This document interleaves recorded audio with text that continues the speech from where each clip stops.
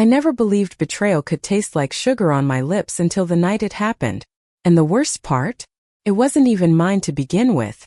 It all started with my roommate, Emily. Emily was the kind of girl who lit up every room she walked into. Blonde, ambitious, funny in that sarcastic New Yorker way. She had men and women tripping over themselves to get her attention. And me? I was just the quiet one she dragged along to parties, the girl with brown hair and notebooks full of half-finished stories. We were opposites, but somehow it worked. One chilly Friday evening, Emily came home buzzing with excitement. "You have to meet her," she announced, tossing her bag on the couch like she was dropping a bomb. "Her name's Claire. She's my colleague from the firm. Smart, gorgeous, single, exactly your type." I laughed, brushing her off. "Since when do you know my type?" "Since always," Emily grinned, pouring herself a glass of wine. "Trust me, you two will click. Besides, she could use a good friend in the city. And you? Well, you could use someone other than me to keep you entertained." I didn't know it then, but that was the moment the fault line cracked beneath our lives. When Claire arrived at our apartment the following weekend, I swear the air shifted. She wasn't like the people Emily usually introduced me to, loud, flashy, constantly performing. Claire carried herself with quiet confidence. Her blonde bob framed her sharp jawline, and her blue eyes, God, those eyes felt like they could see right through me. She wore a tailored blazer, but when she laughed, it softened her entire face, like sunlight breaking through clouds. Emily did most of the talking that night. She always did. But Claire kept sneaking glances at me when she thought no one noticed. And I foolishly kept looking back. It wasn't supposed to mean anything. For weeks, Claire became a fixture in our apartment. Dinner parties, game nights, spontaneous wine-fueled evenings after long shifts. The three of us created this bubble of laughter and warmth that felt like home. But every time Claire's hand brushed mine as she passed me a glass, or her gaze lingered a beat too long, my chest tightened in ways I couldn't explain. And Emily noticed. "Don't you think she's amazing?" Emily whispered one night as we cleaned up dishes. Her eyes sparkled with something I'd never seen before. "Hope. I really like her.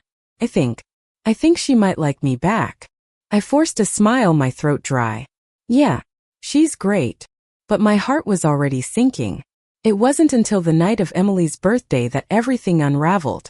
She had planned a big celebration, but half her friends bailed last minute, so it ended up being just the three of us. We drank too much, played stupid card games, and by midnight, Emily had passed out on her bed, mumbling about cupcakes. I should have gone to my room. I should have shut the door and buried my feelings in another unfinished story. But Claire stayed. We sat on the couch in silence, the weight of unspoken words pressing down on us. She looked at me, really looked, and whispered, "You know she's amazing, right?" I nodded. "She is." Claire's voice broke just a little. "But it's not her I can't stop thinking about." The confession landed between us like lightning. My pulse roared in my ears. I wanted to tell her she was wrong, that this couldn't happen, that Emily didn't deserve betrayal dressed up as romance. But then Claire's hand touched mine, tentative and trembling, and every ounce of restraint shattered. Our first kiss tasted like wine and guilt. Sweet and wrong and addictive all at once. When Emily found out weeks later, because of course she did, the betrayal burned brighter than any love could soothe. She screamed, she cried, she slammed doors. And I stood there, helpless, watching the only person who had ever been my family crumble because of me. But what no one tells you is that love doesn't always wait for permission. Sometimes it crashes into your life like a storm, destroying everything in its path, and still you can't let it go. Claire and I tried to stay away. We really did. For Emily's sake. For our own guilt. But every stolen glance at work, every accidental brush of skin, every moment alone reignited the fire. And maybe, just maybe, it was worth the wreckage. That's where the story truly begins. Because love doesn't stop at a kiss, and betrayal doesn't end with a fight. What came next was a battle between loyalty and desire, forgiveness and freedom, a battle none of us were ready for. Emily stopped speaking to me for 3 days. In a city as loud as New York, silence can cut sharper than any knife. She avoided me in our apartment, her footsteps echoing down the hallway without so much as a glance in my direction. Her laughter, once a constant presence, was gone, replaced by the slam of doors and the clinking of glasses. She drank alone in the kitchen at night. I'd lie in bed staring at the ceiling, guilt pressing into my chest like a weight I couldn't breathe under. Claire texted me during those days, short, clipped messages. Are you okay? Should we talk? I miss you. I didn't answer. I couldn't. The truth was I wasn't okay. I had destroyed the only friendship that had ever truly mattered to me. And for what? A kiss. A rush of warmth that faded into a pit of regret. On the fourth day, Emily finally spoke. She was standing in the living room when I walked in, her arms crossed, her eyes red and swollen. Did you ever think about me? She asked, her voice trembling. Did it ever cross your mind what this would do to me? Yes, I whispered, my throat tight. Every second. Her laugh was bitter. Funny. Didn't stop you from doing it anyway. I wanted to tell her the truth, that it hadn't felt like a choice, that it had felt like drowning and breathing at the same time. But how could I say that without stabbing her deeper? I'm sorry, I said, the only words I had left. Sorry doesn't give me back what I thought I had, she snapped. It doesn't erase the image of you two behind my back. Do you know what that feels like? To introduce two people and then watch them fall for each other while you're left with nothing. Her voice cracked, and for a moment she wasn't angry anymore. She was broken. And that was worse. That night I packed a bag. Where are you going? Emily demanded when she saw me by the door. Somewhere that won't hurt you more than I already have, I said. Her silence followed me out of the apartment. Claire found me 2 days later, curled up in a cheap hotel room with takeout containers on the floor. She knocked softly before slipping inside, her presence filling the space like a warmth I didn't deserve. You look like hell, she said gently, sitting on the edge of the bed. I feel worse, I muttered, pulling the blanket tighter around me. She reached for my hand, hesitating before finally threading her fingers through mine. I hate that I'm the reason for all this. You're not, I said quickly, though we both knew it was a lie. I made the choice. Her eyes softened, guilt flickering like a shadow. But I kissed you back. We sat in silence, the city buzzing faintly outside the window. I thought about Emily, about her tears, about the look on her face when she realized what we had done. I thought about how much I had lost and how much I still stood to lose. Claire, I whispered, we can't keep doing this. Her grip on my hand tightened. And yet, I can't let you go. That was the truth neither of us wanted to admit, that no matter how wrong it was, we were already too far gone. The weeks that followed were a blur of stolen moments. Coffee dates in hidden corners of Brooklyn cafes, long walks at night where our hands brushed like secrets, hushed conversations that always circled back to Emily. We tried to resist. We failed every time. One evening, Claire pulled me into a bookstore, her favorite escape from the chaos of the city. We wandered between the shelves, her fingers trailing along spines of novels as she spoke softly about the stories she loved. You ever think about how unfair it is? She asked suddenly. What is? That love doesn't care about timing or circumstances. Just happens. And it doesn't wait for anyone's permission. I studied her profile, the way the light caught the curve of her cheekbone. Yeah, I said softly. I think about that all the time. She turned then, eyes locking on mine. Do you regret it? Us. The truth swelled in my chest. I regret hurting her. But I don't regret you. Her lips parted, and in the quiet sanctuary of that bookstore, surrounded by stories of impossible loves and tragic choices, she kissed me again. And I knew I was lost. But love built on secrecy doesn't stay hidden forever. One Saturday morning I came back to the apartment I shared with Emily to grab the last of my things. She was there, sitting on the couch, her eyes hollow but steady. Claire came by last night, she said simply. My heart dropped. What? She wanted to explain. Wanted to apologize. But do you know what I realized while she talked? Emily's voice was eerily calm. She's in love with you. Not me. Not anyone else. You. I froze, words tangled in my throat. Emily shook her head, a bitter smile curling her lips. You don't have to deny it. I saw it in her eyes. The way she said your name. The way she couldn't stop defending you, even when she was supposed to be asking for forgiveness. Tears stung my eyes. Emily, don't. She held up a hand. I'm done crying over this. I just need to know one thing. Was any of what we had, our friendship, our home, all those years, was any of it real to you? Yes, I choked out. It was everything. Her silence stretched, heavy and suffocating. Finally, she nodded once, as if she had made peace with something I couldn't see. Then go, she whispered. Be with her. At least let one of us have something good come out of this mess. And just like that, the door closed on the life I had known. Claire and I built something from the rubble. It wasn't easy. Guilt clung to us like a shadow, following us through every new memory we tried to make. But there were moments, quiet and golden, that made it feel worth it. Sunday mornings tangled in sheets, laughter spilling in late-night diners. The way her hand fit perfectly in mine, like it had been waiting all along. But love, no matter how strong, cannot erase the pain it leaves behind. Every time I saw a blonde head in a crowd, my chest tightened with the ghost of Emily's laughter.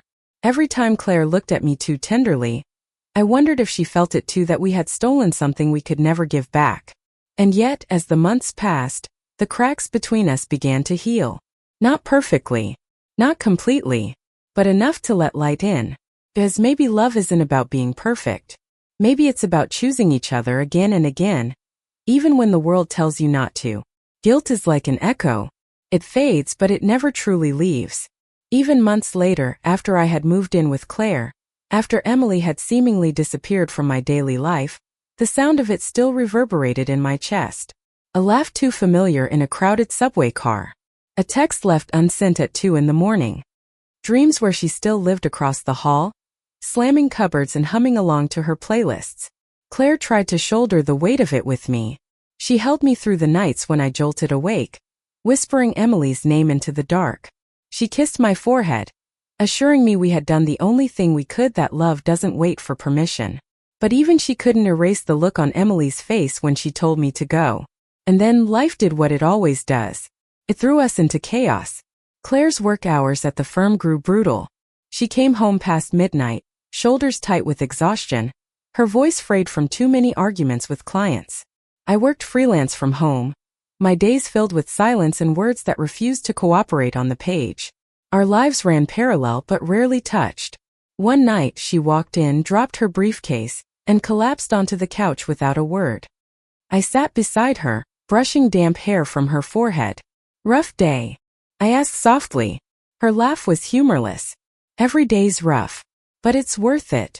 I'm doing this for us, for a future. The word future caught in my throat. Because how could we talk about a future when our past was still bleeding? Claire, I said cautiously, do you ever think about Emily? Her body stiffened. Why would you bring her up now? Because she's still in my head. In yours too, I think. We built something on top of her pain, and I don't know if that's fair. Her eyes flashed, tired but sharp. So what? We should break up? Throw away everything we have because you can't let go of your guilt? No, I said quickly, panic flooding me. I don't want to lose you. I don't know how to live with the damage we caused. She leaned forward, her hands gripping mine with desperate strength. Then don't think about her. Think about me. About us. Isn't that enough? But even as she said it, I saw the doubt flicker in her eyes. It all came crashing down on a rainy Tuesday evening.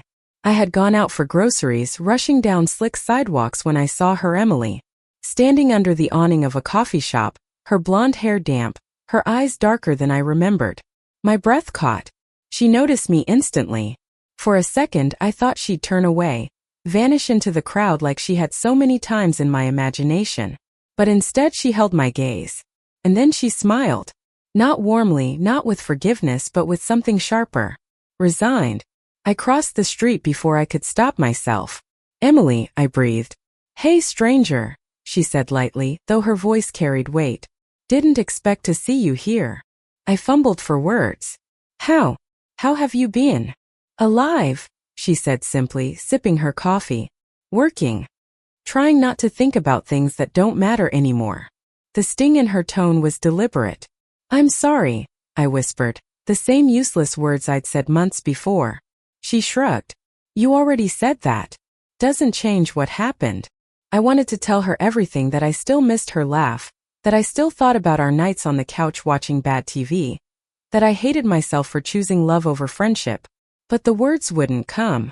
Instead, Emily looked me dead in the eyes and asked, Is she worth it? The rain hammered around us, cars splashing through puddles, the world moving on while mine froze. Yes, I said, my voice shaking. She is. But you were worth it too. I never wanted to lose you. Something flickered in her expression then, a crack in her armor. But before I could say more, she shook her head, turned, and disappeared into the storm. When I told Claire about the encounter, she stiffened instantly. You shouldn't have talked to her, she said coldly. She was right there, Claire. What was I supposed to do, pretend I didn't see her? Yes, she snapped. That's exactly what you should have done. She's in the past. I'm your present. I'm your future. Her words echoed like a demand, not a promise. And for the first time, I wondered if love built on betrayal could really last. The cracks widened. We argued more often about Emily, about work, about the smallest things like dirty dishes or missed calls. The guilt I carried became poison, and the pressure Claire carried from her job made her brittle. One night, during a particularly brutal fight, Claire shouted, "Maybe we were a mistake." The silence that followed was deafening. She broke first, her voice cracking. I didn't mean that. I'm just so scared. Scared I'll lose you. Scared you'll run back to her. I stepped forward, cupping her face in my hands. I'm not going back. I'm here. With you. But we can't pretend the past doesn't exist. We have to face it. Together. Her eyes brimmed with tears, and for the first time in weeks, she let me hold her without pulling away. It was Emily who forced the final confrontation. She showed up at my door one Saturday morning, her arms crossed, her expression unreadable. Claire was home, half-dressed for work, and the moment she saw Emily, the tension snapped taut. We need to talk, Emily said. Now's not a good time, Claire replied sharply. I wasn't asking you, Emily shot back, her eyes on me. Claire bristled. She doesn't owe you anything. Neither of you owed me betrayal, but I got it anyway, Emily snapped. So yes, she owes me a conversation. My chest constricted. Both of you stop, I begged. This isn't helping. But Emily wouldn't let go. I just need to know one thing, she said, her voice breaking. Was I disposable to you? Did I ever matter? Tears stung my eyes. You mattered more than anyone. You still do. The words hung heavy, true in a way that made Claire flinch. Emily's gaze softened then, and for the first time since everything fell apart, I saw the girl I used to laugh with, the girl who had once been my safe place. I don't hate you, she whispered finally. But I can't forgive you. Not yet. She turned to leave, pausing only once. Take care of each other. Don't waste what you ruined me for. And then she was gone for real this time. Claire sank onto the couch, her hands trembling. She's right, she said quietly. We can't waste this. We destroyed someone we loved to have it. If we let it slip away, what was it all for? I sat beside her, my heart aching. Then let's not waste it. Let's be better. For her. For us. She leaned into me, her head against my shoulder. And for the first time I felt something that wasn't guilt. It was resolve. Love doesn't always come clean. Sometimes it's messy, broken, scarred. But as Claire and I sat together in the quiet aftermath of Emily's final words, I realized that maybe healing didn't mean erasing the past. Maybe it meant carrying it together. The weeks that followed Emily's departure were the hardest and the most revealing of our lives. Claire and I learned quickly that love built on fire and guilt required constant tending. Every morning we woke together felt like a gift. Every night we went to bed fighting or crying felt like a lesson in patience and forgiveness. We started small. Hand-in-hand walks through Central Park, coffee at the corner cafe that became our quiet sanctuary, and evenings where we'd simply sit on the couch, talking about nothing and everything all at once. There was no hurry, no pressure, just the slow, steady building of trust that had been fractured too long. One Sunday afternoon, Claire suggested we explore the Brooklyn waterfront. The city was alive with sunlight bouncing off the East River, kids chasing pigeons, street musicians playing jazz. She held my hand tightly, as if reminding herself and me that we were here, and we were together.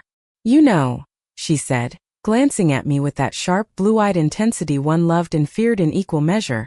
I used to think love was simple. You like someone, they liked you back, and that was it. Easy. But now, she trailed off, squeezing my hand. Now I know it's not easy, but it's real. I smiled, leaning into her. Yeah, real is messy and sometimes it hurts, but it's worth it. She laughed softly, brushing a strand of hair from my face. I hope Emily's doing okay. I hesitated, the familiar pang of guilt tightening in my chest. I think she's healing too. Slowly. The silence that followed was not heavy, it was reflective, comfortable. A testament to how far we had come. Evenings became sacred. We cooked together, dancing around the kitchen with clumsy grace, laughing when one of us spilled something or made a burnt attempt at a fancy dish. We read to each other in bed, our fingers entwined like lifelines, and for the first time in months, the apartment felt like home again. But this time it was no shadows of betrayal lurking in the corners, just warmth and shared memories being built day by day. One rainy night, curled together on the couch with a blanket over our laps, Claire looked at me seriously. You know, for a while I wasn't sure we could survive this, she admitted. I thought the guilt, the heartbreak, maybe it would tear us apart. But I was wrong. I traced circles on her hand with my thumb. We survived it together. She smiled softly, leaning her forehead against mine. And that makes it stronger. Because we didn't just survive, it changed us. Made us. Better, I think. More honest with ourselves, with each other. I nodded, heart swelling with emotion. I love you, Claire. All of you, the fierce, stubborn, brilliant you. I don't want a life without you in it. Her eyes shimmered blue and bright in the dim light. I love you too. And I don't ever want to imagine a life without you either. The turning point came unexpectedly one afternoon in the apartment. Claire and I were working on our laptops when she suddenly closed hers with a decisive snap. Enough, she said, standing and extending her hand toward me. We need to celebrate us. Not just survive, not just cope. Celebrate that we made it through the storm. I laughed, curiosity sparkling through the exhaustion I hadn't realized had settled in. Celebrate? How? She grinned, mischievous yet tender, tugging me toward the balcony. Like this. The city stretched before us, golden sunlight bouncing off glass towers, the hum of life below blending with the soft flutter of birds overhead. Claire held me close, her forehead resting against mine, her lips brushing mine in a kiss that felt like both promise and reassurance. I want this, she whispered. Everything. You, me, us. No more fear, no more guilt. Just us. I let myself melt into her embrace, my arms wrapping around her like I had been waiting a lifetime for this moment. Yes, I breathed. Everything. Just us. We moved forward slowly but intentionally. Nights out became ours, not just dinner dates, but spontaneous adventures into the city, walks in rain without umbrellas, sharing laughs over street food and burnt attempts at cooking at home. Every small act, every touch, every shared secret became a brick in the foundation of our love. A love tempered by storms but unshakable in its sincerity. There were moments when Emily crossed our minds. When a blonde passerby flashed a familiar smile, or a word triggered a memory of laughter we once shared. We didn't ignore it, we acknowledged it. We honored it. But we did not let it define us or derail the life we were building together. Because love, we learned, isn't just about passion. It's about endurance, trust, and choosing each other every single day despite the ghosts of the past. Months later, on a quiet evening in our apartment, Claire brought out a small, carefully wrapped box. I opened it to find a delicate silver bracelet, simple but elegant, a charm in the shape of a heart intertwined with an infinity symbol. It's for us, she said softly, a reminder that we made it. That no matter what, we'll face everything together. Tears pricked my eyes as I fastened it around my wrist. It's perfect. Just like you. She laughed softly, leaning in to kiss me, and for a moment everything else, the city, the guilt, the memories, fell away. All that mattered was us. The apartment was warm that night, filled with the quiet hum of our home. We curled together on the couch, the bracelet glinting in the lamplight. I never thought we'd get here, I whispered. Neither did I, Claire admitted. But here we are. And I wouldn't trade a single hard moment, because it led me to you. I pressed my forehead to hers, the familiar rhythm of her heartbeat grounding me. Neither would I. Every tear, every fight, every sleepless night, it was worth it for this moment. Her hand found mine, fingers lacing together as if sealing a promise. We've got the rest of our lives to make every moment count. And in that quiet golden room, with the city lights flickering in the distance and our hearts beating in unison, I finally understood what it meant to survive love and emerge whole. Because love is messy, love is painful, love is chaotic and unpredictable. But when it's real, when it's true, it's the most beautiful thing in the world. And we, two broken hearts bound together by fire and guilt, had finally found our calm, our joy, and our forever. Thank you for listening. Like and subscribe to get notifications about next videos.